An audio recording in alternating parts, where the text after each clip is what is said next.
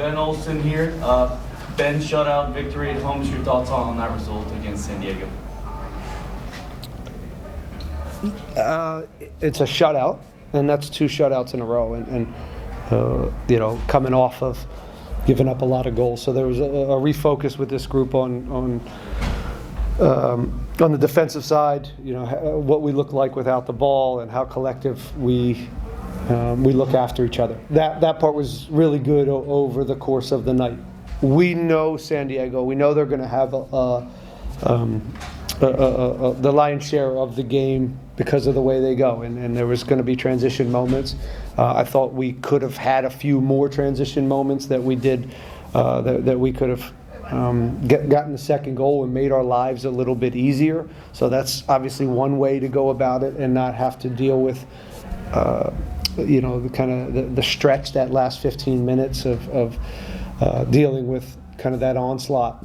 And then we got to take care of the ball. We have to do a better job of understanding when it's time to go against a team that leaves themselves exposed, and when to just possess and put our stamp on the game and make them work hard. And I think that down the stretch, we did so much defending down the stretch, we got tired, and you saw our guys. But as we did, we were gutsy, and we hung in there, and we defended the box really well. And some guys made some really good plays on the defensive end. So 3 points is hard to get in this league. They're a good team, and it's 2 in a row, 3 in a row with the Open Cup. So now we're starting to feel like we can win games in different ways. All right, start with Alex. Coach, good evening. Congratulations. Thanks, Alex. You mentioned the defense. Resh, Antonio Carlos, talk to me about that. Yeah, we talked about Resh for a while already, Coach. Yeah, Resh had another good game for a kid that's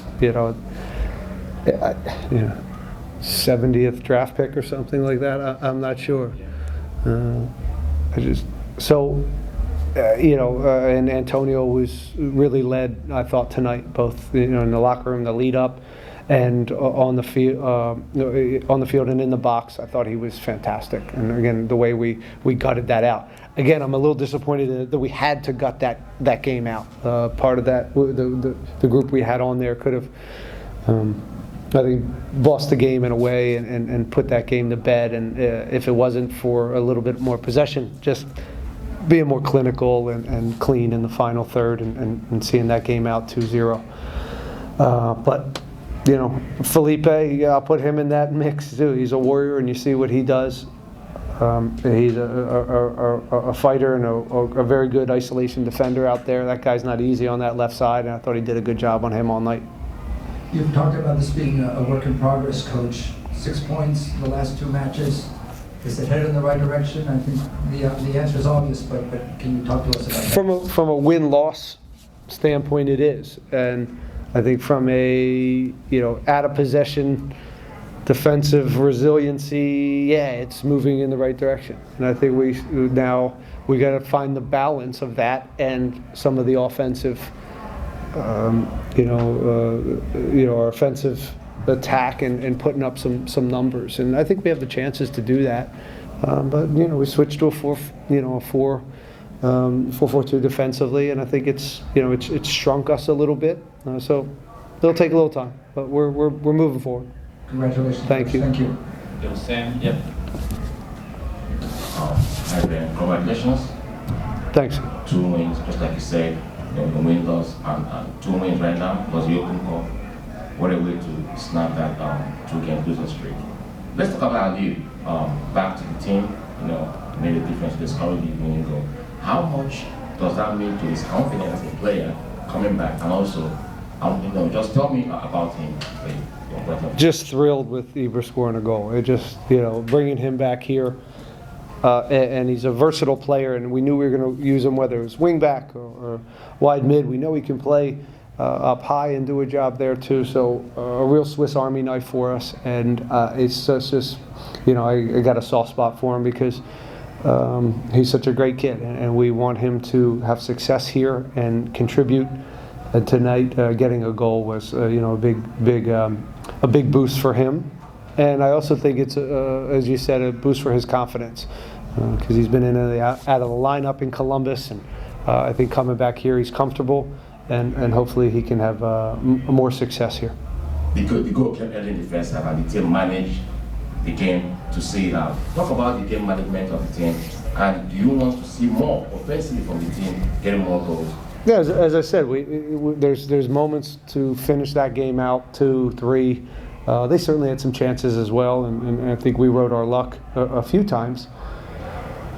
But in a game like that, you got to go, you got to finish them off, because they'll continue to be brave, they'll continue to put you under, and the second goal was really probably the best way to go about that game. And we just weren't that sharp in the final third in some of the transition moments. And then I thought some of the soccer, our ability to, when we regained possession, to get a few short passes and get out the other way was lacking too. So some things to work on. Another red card. What's that? Another red card for the team. Yeah, I didn't see it. But is it a red card? I mean, or another like? Yeah. If Yeah. it was double yellow or a straight red, but he. No, it was a straight red, but he kicks out. And here's what I'll say, and I told Linga this, it's like, if I watch it and he's kicking out, it's unacceptable. And we've talked about this, and that cost us another 10 minutes of work, and now losing our advantage in the game. And that's not good enough. And we have to be smarter in those moments. And we need all the bodies right now. So I'm going to be hard on him. But I thought he played a really good game. And he's a warrior. And he's a fighter and scrapper. And when you're in that tussle, sometimes emotion takes over. But I don't. Again, in the end, he'll have to take his lick this weekend. And maybe he'll be available then for the Open Cup. Go to Max, and we'll come up front to Vermont. Hi, Coach. Congratulations back here. Thank you. For just quickly, just to at least get the information out of the way, both Felipe and Guilherme, Guilherme was able to come back on the field after his basically injury scare at the start of the second half. Both of them appear to possibly be okay, but Felipe is obviously a little more serious. Yeah, we'll see with Felipe. I don't know. Guilherme's fine, but and it was a little bit of precaution in getting him out. But Felipe, we'll see. We'll see. And then most importantly, it appears at least that this is probably the most scrappy game you guys have played in all season in all competitions, particularly just in those final 30 minutes. What can you maybe just say about the resiliency that this team has had to go through with the short calendar, and this is kind of the first time that there is now really the regular stretch of a season where it's 2 or 3 matches in the span of a week calendar, and you guys are now trying to at least exhaust all energy by the time that they're trying to maintain a 1-goal lead? Yeah, as I said, some of the way we dealt with the game, and we were under it so much, and we did a lot of work defensively. I think that cost us down the stretch, and we weren't able to build the game and make better decisions at times, and not break and just rest with the ball. I thought that started to cost us down the stretch, and I don't think we managed it once the red card. I thought we could get on the ball a little bit more and have some more patience to not have that onslaught that we had to deal with, and then the red card doesn't help either. So there's a lot to work on within that, but to use your word resiliency, that's there. This group is finding that, and that's important in again, as we find out who we are, and also on these weeks where it's not perfect and guys are tired and you're playing back to back. Most of those guys played in Orlando in that back line, so you saw some of the fatigue there, and so we'll grab the points and we'll try to get better. And then lastly, at least in the last couple of matches in MLS play here, it seems that the possession battle has not necessarily gone your way, only 35% today. Is that something, for those who maybe don't know who are watching, is that something that you try to harp on in meetings leading up to games? Is the possession battle important to you? Is that something that you try to at least maintain? Because it's at least been a struggle, at least in recent weeks, even with the victors. We don't want it to look 65-35, but we want 3 points. So we want to make sure that, depending on how we play and when we play them, sometimes it has to be, you have to give up some possession for the 3 points. So I'll answer it that way. Do we want to be a possession dominant team? Yeah, everybody does. But again, it doesn't always work out that way, especially on a Wednesday night. But there's, as I said, there's moments though that we can do better. We can be braver. We can make better decisions. So we can have longer stretches where we rest and pin teams back in the way they pinned us back. But I won't apologize for the way we went about the game today, because San Diego's going to boss the game because of what they do against most teams. It's how they're built. And then the risk reward of that is at times they're caught in transition and open spaces, and that's the game. And I thought overall our balance was okay, but much to be desired as far as decision making, and then, as I mentioned before, getting the second goal. And I know it's out of necessity, but two more defensive-minded midfielders starting next to each other in the middle of the pitch. You know, their thoughts on their performance? Jaji and Bouzet, I thought both of them were really good. I thought Jaji has been, a real revelation for us, filling in with Artur. Gives us a defensive presence in there, and he's been good as a connector. So now we have, 4, and Jack will be coming back, so we've got a lot of options in that midfield. But whether it's Giaggi or Artur, some type of 6 presence in there is going to be needed with this group. So it was nice to get Artur some minutes. Hector came in and gave us a few nice plays to kind of settle the game down. So, but Bouzet, as much as Bouzet's a defensive-minded midfielder, he was able to drop back a couple times and give us an exhale in the build, and he also presses very well. He's got a good engine. So we got a bunch of different options in there. It's hard to figure out which is the right pairing for us right now. Yeah, and just trying to answer the why. What's different?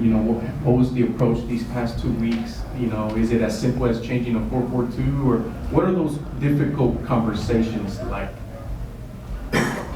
What do you mean? Which difficult situation? Difficult conversations? Like. So after Colorado, like, to me, in my opinion, it's a huge turning point in the season.